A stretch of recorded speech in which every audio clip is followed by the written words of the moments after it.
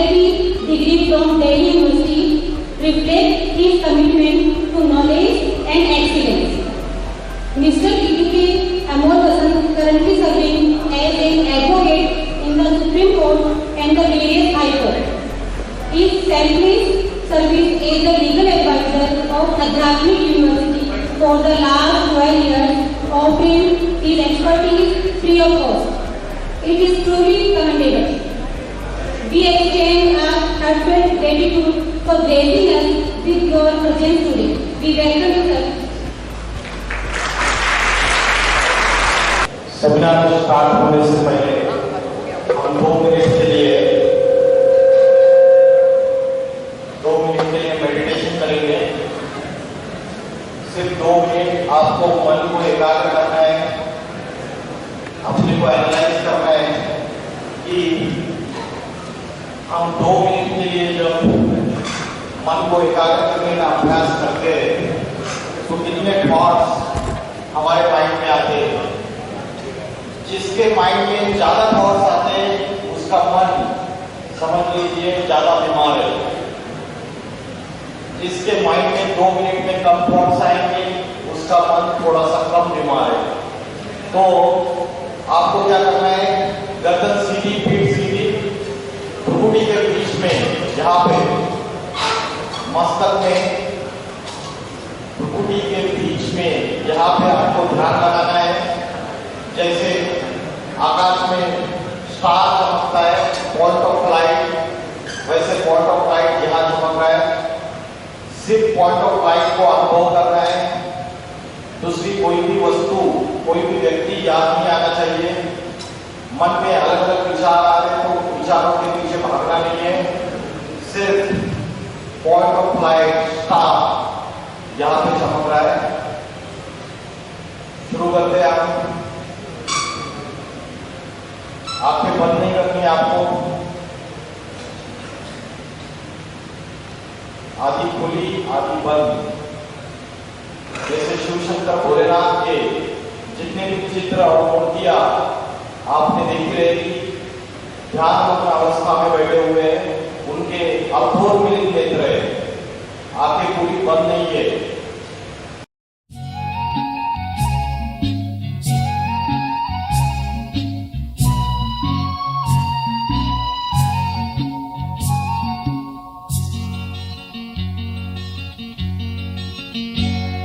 पवित्र मन रखो, पवित्र तन रखो, पवित्र मन रखो, पवित्र तन रखो। पवित्रता मनुष्यता की शान है। जो मन वचन कर्म से पवित्र है वो चरित्रवान ही यहाँ महान है। पवित्र मन रखो, पवित्र तन रखो, पवित्रता मनुष्यता की शान है। जो मन वचन कर्म से पवित्र है वो चरित्रवान ही यहाँ महान है।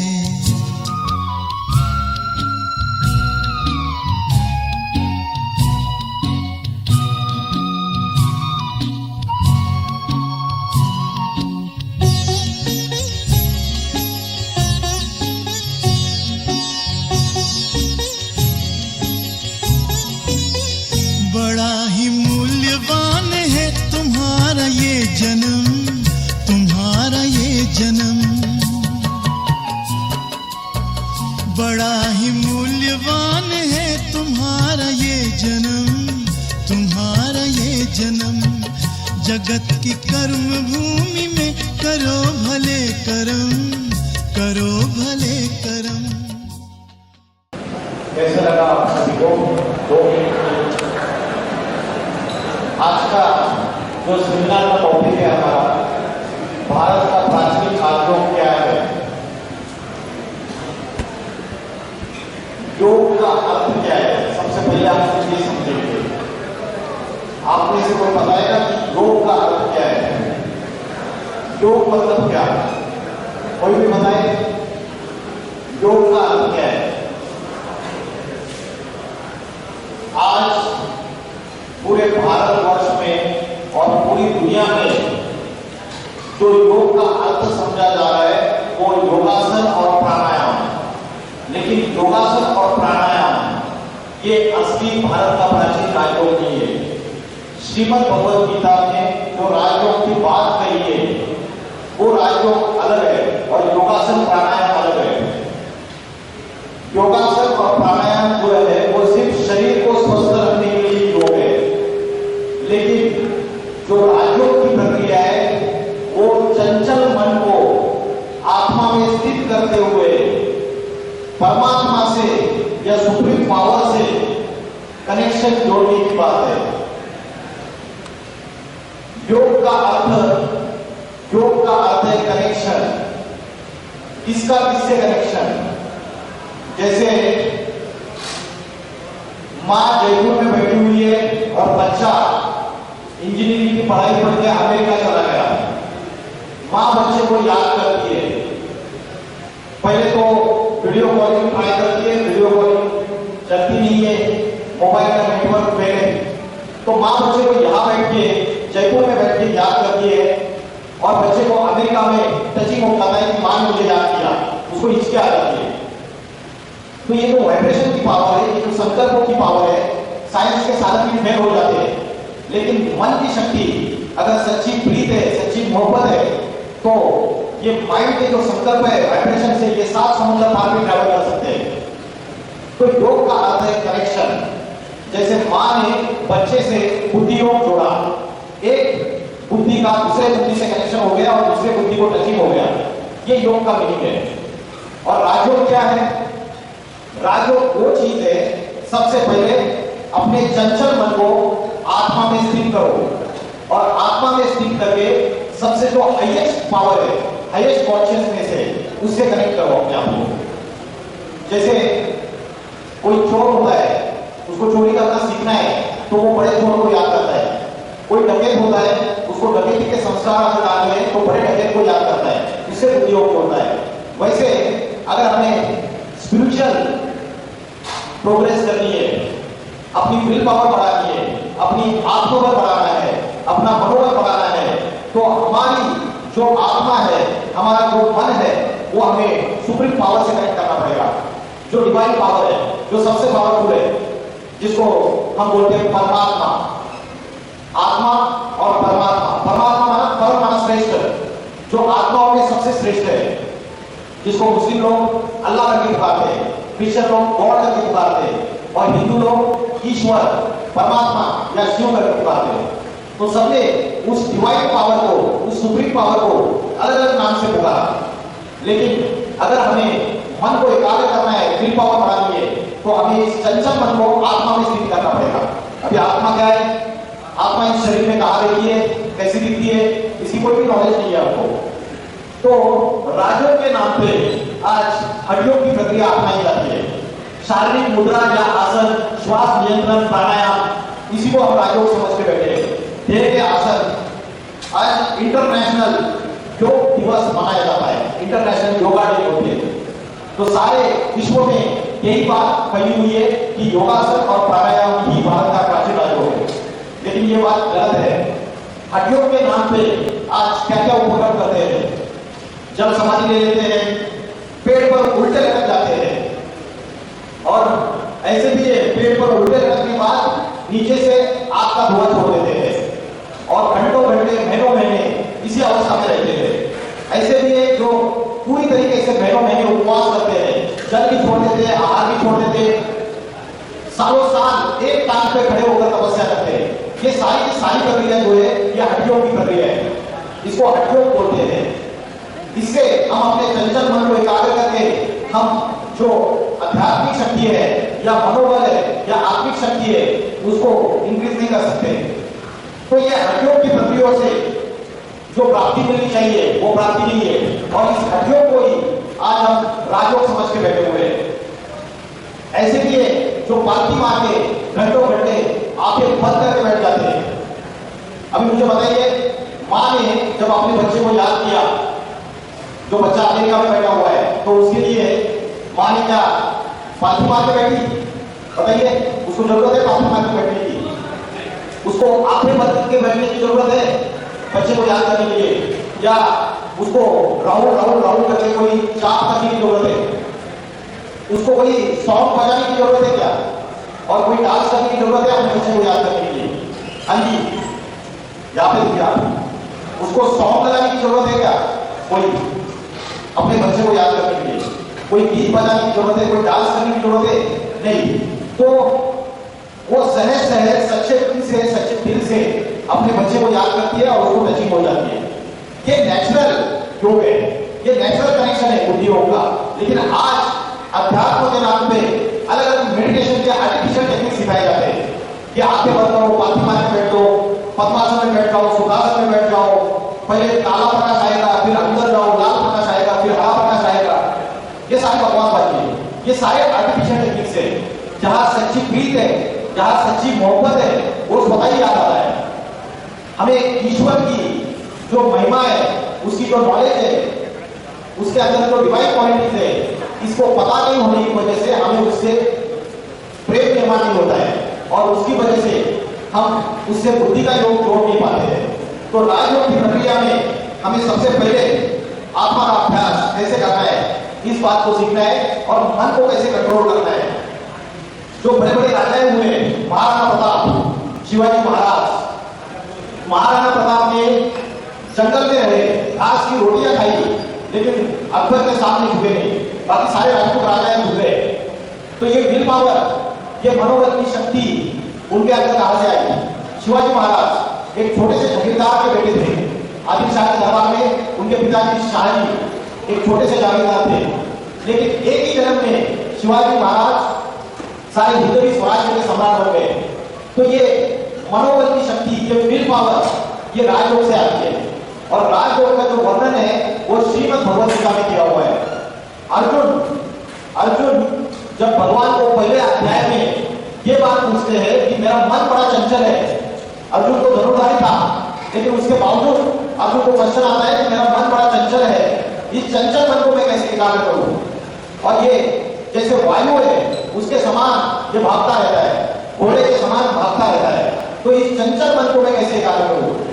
तो अर्जुन का जो क्वेश्चन है वो ये क्वेश्चन नहीं कि मैं बाण कैसे चलाऊं, मैं धनुर्विद्या कैसे सीखूं, इसके बारे में क्वेश्चन नहीं किया। अर्जुन ने अपने चंचल मन को एकाग्र कैसे करने की क्वेश्चन किया था। और भगवान ने भी उसको अस्त्र शस्त्र चलाने की विद्या नहीं सिखाई। श्रीमद् भगवद गीता में भगवान ने उसको जवाब दिया, अभ्यास कौन्तेय वैराग्य से क्रियते। दो बातें बताई, एक तो चंचल मन को एकाग्र करने के लिए योगाभ्यास कर, और दूसरी बात बताई वैराग्य। दो मेथड बताई, एक तो योगाभ्यास और दूसरा वैराग्य। तो योगाभ्यास क्या चीज है?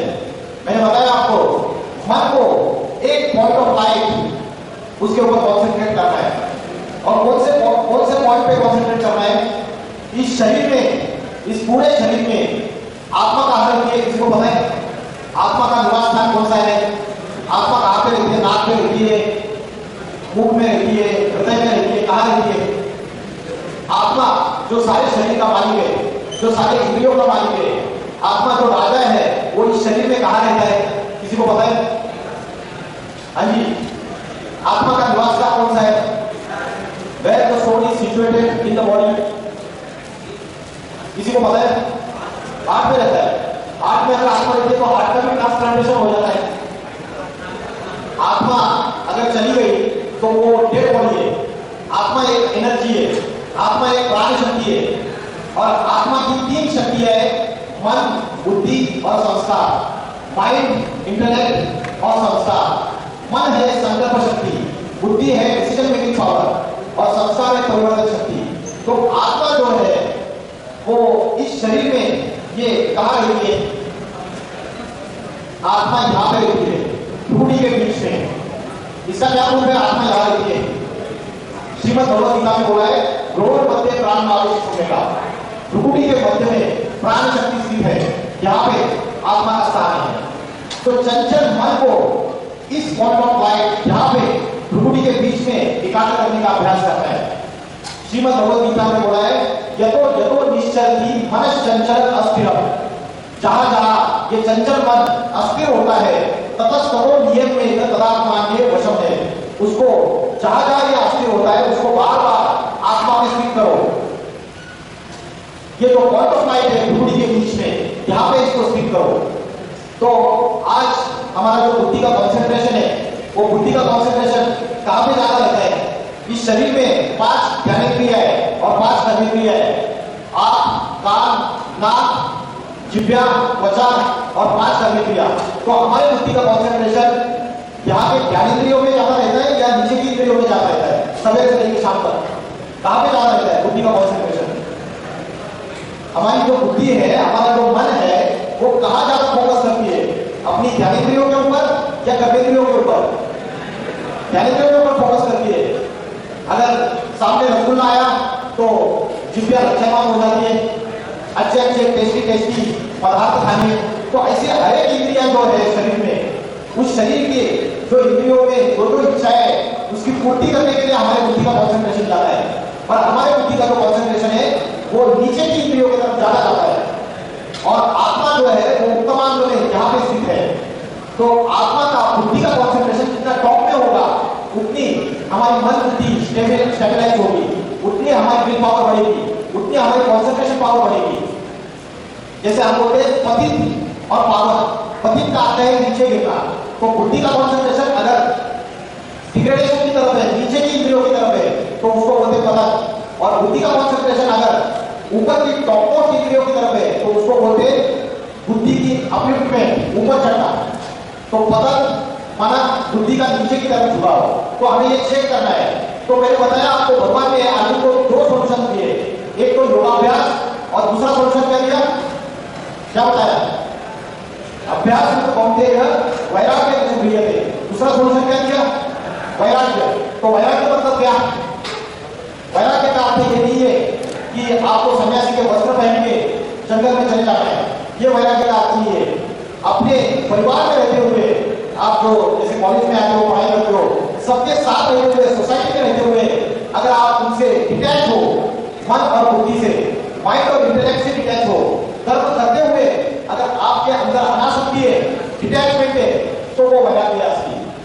जैसे कमल का फूल होता है, कमल का फूल कीचड़ में रहता है, लेकिन कीचड़ में रहने के बावजूद कीचड़ की एक भी बूंद कमल पुष्प को स्पर्श नहीं कर पाती है। वैसे इस सारी दुनिया में हम जिस सोसाइटी में रहते हैं, वहां विषय विकारों का कीचड़ है। और इस विषय विकारों के कीचड़ में हमारी मन, बुद्धि और आत्मा मैली होती रहती है। शरीर को तो हम रोज स्नान करते हैं, साबुन भी लगाते हैं, लक्स का साबुन लगाते हैं, लेकिन आत्मा के ऊपर जो पैर चढ़ता है, मन और बुद्धि के जो रोज का रोज कचरा जमा होता है, उसकी क्लींजिंग, उसको डिटॉक्सिफाई करने के लिए आप कोई अभ्यास नहीं करते हैं। घर में अगर कचरा जमा हो जाता है, कूड़ा जमा हो जाता है, तो घर में क्या करते हैं? सवेरे शाम 2 टाइम झाड़ू लगाते हैं। वैसे हमारे मन और बुद्धि, हमारी आत्मा में रोज अलग अलग प्रकार का कचरा जमा हो रहा है। हो रहा है नहीं हो रहा है? निगेटिव थॉट्स ज्यादा चलते हैं सवेरे से लेकर रात तक, या पॉजिटिव थॉट्स ज्यादा चलते हैं? निगेटिव थॉट्स, वेस्ट थॉट्स, इससे हमारे आत्मा की शक्ति, हमारे मन की शक्ति कमजोर हो जाती है, हमारी विल पावर कमजोर हो जाती है। और जितने सकारात्मक विचार रहेंगे, पॉजिटिव थॉट्स रहेंगे, उतने आत्मा का बल बढ़ जाता है। तो आत्मा का अभ्यास करने के लिए योगाभ्यास की बात बताई। और दूसरा वैराग्य। वैराग्य माना सभी के साथ रहते हुए डिटैच। आज क्या हो गया, हमें लगाव झुकाव की बीमारी आती है, और लगाव झुकाव की बीमारी ऐसी होती है जिसकी वजह से हम दुखी रहते हैं। तो डिटैच हो गया, काम कर्म करते हैं, तो वो वैराग्य है। तो असली योगी कौन है? जो पालतू मार के ध्यान अवस्था में आंखें बंद करके बैठते हैं, संन्यास ले लेते हैं, घर गृहस्थी को छोड़ देते हैं, क्या वो असली योगी है? श्रीमद् भगवद गीता में बोला है, अगर किसी ने अपने कर्मों का संन्यास ले लिया, लेकिन अपने संकल्पों को नहीं रोक पाया, जैसे इंद्रियों को, अपने ऑर्गन्स को तो कंट्रोल कर लिया, लेकिन अपने मन बुद्धि के जो संकल्प है वो अगर वो कंट्रोल नहीं कर पा रहा है, वो अगर विषय विकारों में जा रहे, वो अगर भौतिक सुखों में जा रहे, तो वो योगी नहीं बोल सकते उसको। तो योगी वो है जो कर्मों से भी वो डिटैच है इस संसार से, और मन बुद्धि के जो संकल्प है वो भी उसके डिटैच है। मन बुद्धि के संकल्प भी उसके ऐसे हैं, उसके थॉट्स ऐसे हैं जो कंप्लीटली अलौकिक है, जो स्वार्थ युक्त संकल्प नहीं है, स्वार्थ युक्त थॉट्स नहीं है। तो योगी की जो परिभाषा है आज जैसे मैंने बताया हठयोग के नाम पर आज कई लोग उपवास करते हैं, एक महीना 2 महीना खाना नहीं खाते, एकदम उनके हड्डी बाहर आ जाती है। तो यह हठयोग की प्रक्रिया है। श्रीमद् भगवत गीता में बोला है ना अधिक खाने वाले का ना बिल्कुल उपवास करने वाले का योग लगता है। जो बहुत ज्यादा खाना खाएगा उसका भी योग नहीं लगेगा, और जो एकदम उपवास करेगा उसका भी योग नहीं लगता है। श्रीमद् भगवत गीता में बोला है ना अधिक सोने वाले का ना बिल्कुल जागरण करने वाले का योग लगता है। कोई ऐसे है जो पूरी तरीके से जागरण करते हैं, जरा भी नहीं सोते, तो वो भी असली योगी नहीं हो सकता। और कोई ऐसे है जो बहुत सोते हैं, बहुत खाना खाते हैं और बहुत सोते हैं, तो उसको योगी नहीं, उसको भोगी बोलते हैं। तो योग की जो परिभाषा है जो अर्जुन को भगवान ने बताई है, उसमें 2 चीजें, योगाभ्यास जो सहज राजयोग का अभ्यास है, और दूसरा वैराग्य। तो चंचल मन को सक्रिय करने के लिए आज हमें आत्मा का अभ्यास करना जरूरी है। आज कोई भी बीमारी आती है तो हम डॉक्टर के पास चले जाते हैं, शरीर की बीमारी आई है, लेकिन अगर मन बीमार होता है, आज डिप्रेशन, टेंशन, स्ट्रेस, एंजाइटी, इन सभी अलग अलग प्रॉब्लम्स के हम शिकार होते जा रहे हैं। इंसोम्निया, रात को नींद नहीं आती है। तो ये जो मानसिक विकार है और ये जो बीमारियां है, ये आज समाज में बढ़ती चली जा रही है, और उसके लिए कोई हॉस्पिटल नहीं है, उसके लिए कोई डॉक्टर नहीं है। तो मन की बीमारी के लिए बहुत सी एक्सरसाइज होनी चाहिए कि मन की बीमारी सॉल्व करने के लिए। आज हम बहुत ज्यादा हेल्थ कॉन्शियस हो गए, शरीर के लिए अच्छा डाइट लेते हैं, जिम में जाएंगे, शरीर बहुत अच्छे से दिखना चाहिए, बॉडी बिल्डर होना चाहिए, फिर उसके बाद शरीर सुंदर दिखना चाहिए, उसके लिए भी हम बहुत सारी चीजें करते हैं। तो शरीर के लिए सवेरे से लेकर रात तक हम सारा समय देते हैं, लेकिन 24 घंटे में आधा घंटा भी या 1 घंटा भी हम अपने मन को एकाग्र करने का अभ्यास या आत्मा को चिंतन करने का अभ्यास हम जरा भी नहीं करते हैं।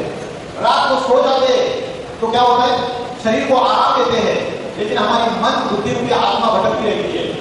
तो आत्मा के चिंतन के लिए हम थोड़ा भी समय नहीं देते हैं।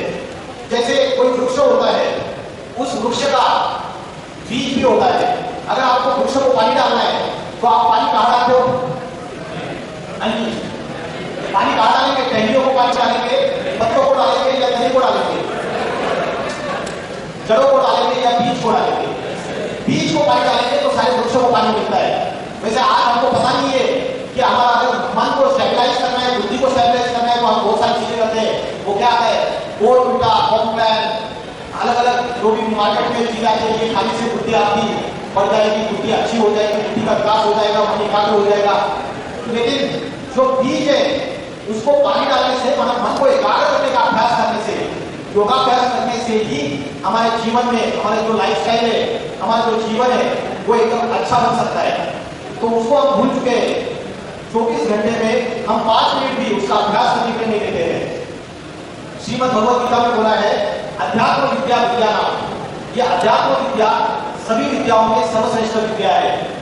आज इंजीनियर बनने की विद्या है, डॉक्टर बनने की विद्या है, वकील बनने की विद्या है, टीचर बनने की विद्या है, अलग अलग प्रकार की विद्या है।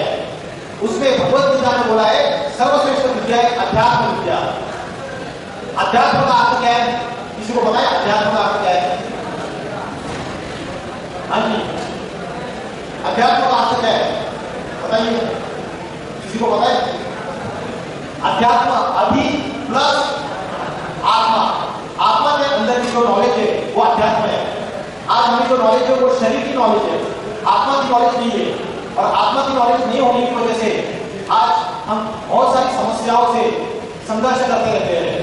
आज किसी के पास भी असली सुख और शांति, असली आनंद और पवित्रता किसी के पास नहीं है।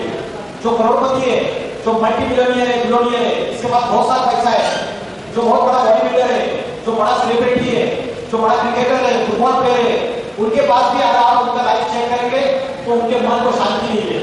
100% शांति, सुख, हैप्पीनेस और पीस उनके लाइफ में नहीं है। तो उसका मूल कारण है उनको आत्मा का नॉलेज नहीं है। आत्मा का अभ्यास कैसे करना है, चंचल मन को एकाग्र कैसे करना है, इसका अभ्यास नहीं है।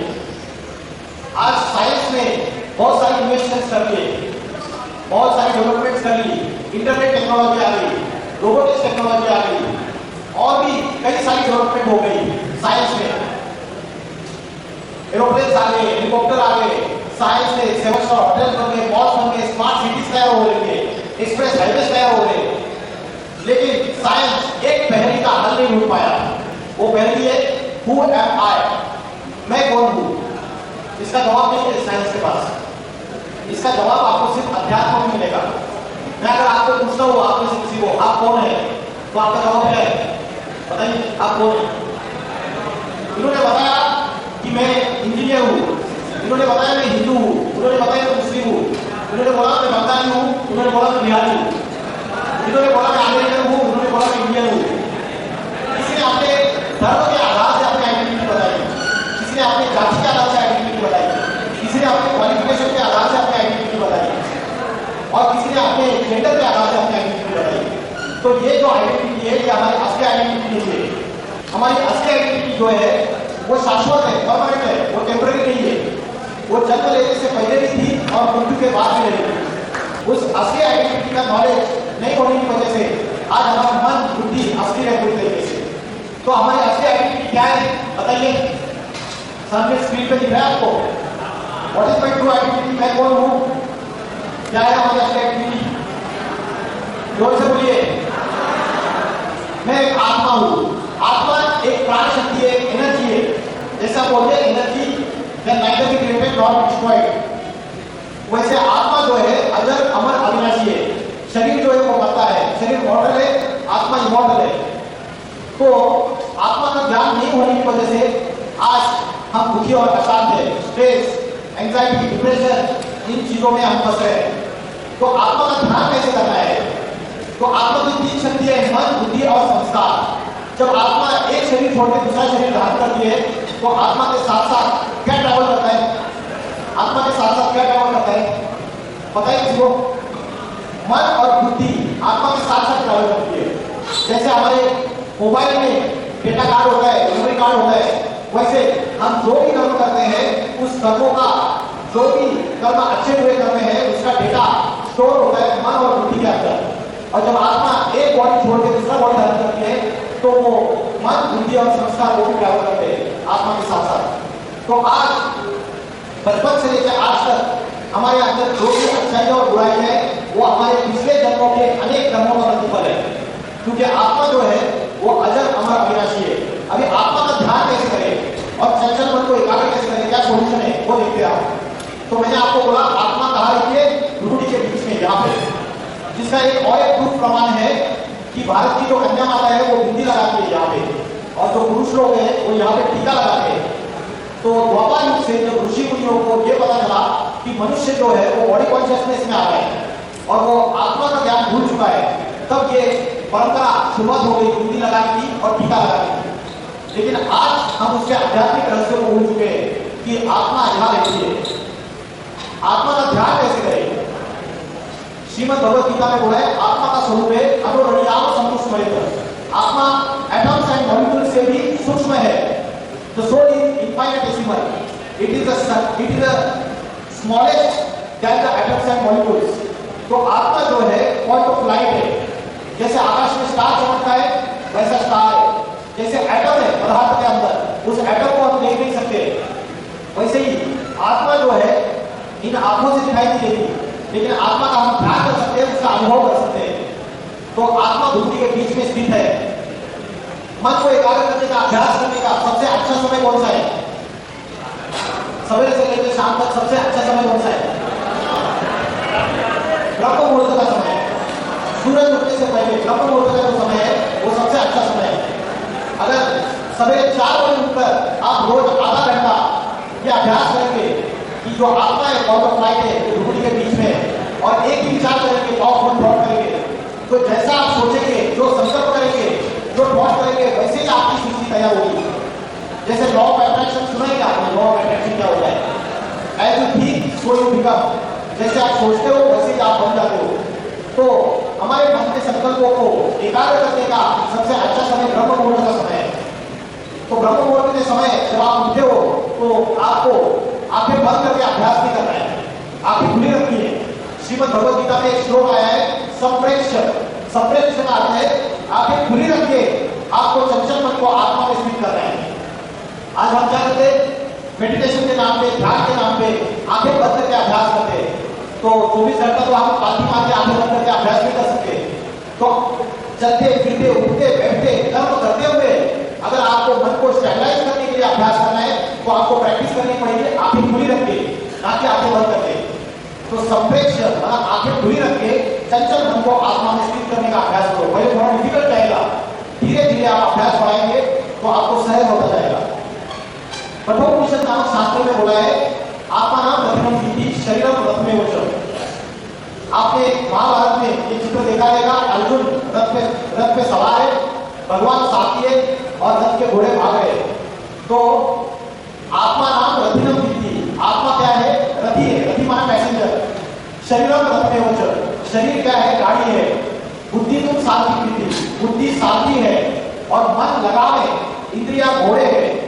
तो आज ये जो इंद्रिया रूपी घोड़े हैं ये हमारे भाग है, ये चंचल है, इस इंद्रियों को हम कंट्रोल नहीं कर पा रहे और चंचल इंद्रियों के पीछे हमारा मन भी भागता है और उससे हमारी बुद्धि को हर देता है और उसकी वजह से हमारी बुद्धि कॉन्सेंट्रेटेड नहीं हो पाती।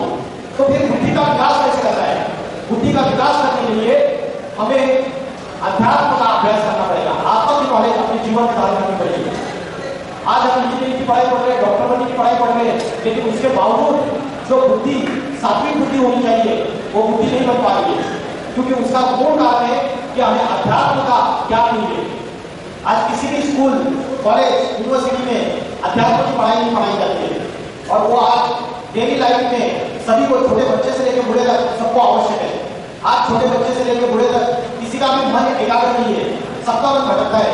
चाहे आपके घर में वो ताऊ जी, दादाजी को, उनको भी पूछना, वो भी बोलेंगे मेरे को बेटा बहुत मन में अलग अलग थॉट्स चलते रहते हैं, मेरा माइंड डिस्ट्रैक्ट होता रहता है। तो सबकी ये हालत है। तो आत्मा का अभ्यास करने से आत्मा की बैटरी चार्जिंग होगी, लेकिन आत्मा की बैटरी को एकदम 100% चार्ज करने के लिए हमें बड़ी बैटरी से कनेक्शन जोड़ना पड़ेगा और जो बड़ी बैटरी है वो है जनरेटर, वो जनरेटर है परमात्मा। लेकिन हमें ये नॉलेज नहीं है कि वो परमात्मा शक्ति क्या है और उसको कैसे याद करें। सृष्टि का आदि पुरुष कौन है? बताइए, आदि पुरुष कौन है सृष्टि का? क्या है? महादेव, शिव शंकर भोलेनाथ, जिसको बोलते हैं आदिदेव, आदि पुरुष। मुस्लिम लोग बोलते हैं आदम, क्रिश्चियन लोग बोलते हैं एडम, जैन लोग बोलते हैं आदिनाथ और हिंदू लोग बोलते हैं शिव या आदि पुरुष, आदिदेव। तो शंकर को आदि योगी बोला है। आप जितने भी शंकर के चित्र और मूर्तियां देखेंगे हमेशा ध्यान करना अवस्था में बैठे हुए हैं, गहरे ध्यान की अवस्था में बैठे हुए हैं। तो इस सृष्टि में आज जो भी पाप, भ्रष्टाचार, अत्याचार, दुख, अशांति, आतंकवाद ये सारा बढ़ता चला जा रहा है, उसका सोल्यूशन आज मनुष्य के पास नहीं है। आज इसके सोल्यूशन में हम क्या करते हैं कि हिंसा करो, वायलेंस करो, लेकिन वायलेंस से ये सारी सृष्टि विनाश के कगार पर खड़ी हो जाएगी। इसका सोल्यूशन सिर्फ परमात्मा के पास है, जो साइलेंस की पावर है, जो साइलेंस की शक्ति है, वो योग की शक्ति है। तो योग का अभ्यास जो है वो अभ्यास हम जब करेंगे तो आत्मा के अंदर की जो विकार है वो भाग जाएंगे। 5 विकार कौन से जो आत्मा के अंदर घर कर चुके हैं, जिसकी वजह से आप दुखी है? हाँ, क्या? काम, क्रोध, लोभ, मोह, अहंकार। 5 विकार है, काम, क्रोध, लोभ, मोह, अहंकार। ये 5 विकारों की वजह से आज हम दुखी है, आज हमारी आत्मा की शक्ति कमजोर हो चुकी है। काम का अर्थ क्या है? काम का अर्थ क्या है? काम का अर्थ है, मेरी आवाज क्लियर आ रही है आपको? काम का अर्थ क्या है? काम का अर्थ है कामना, कामना माने इच्छा, इच्छा माने डिजायर, और काम के बाद आता है क्रोध, उसके बाद लोभ, लोभ माने लालच। मेरी जो थाली में परोसा है वो तो खाऊंगा ही, लेकिन दूसरे के थाली का छीन के खाऊंगा, ये लालच है।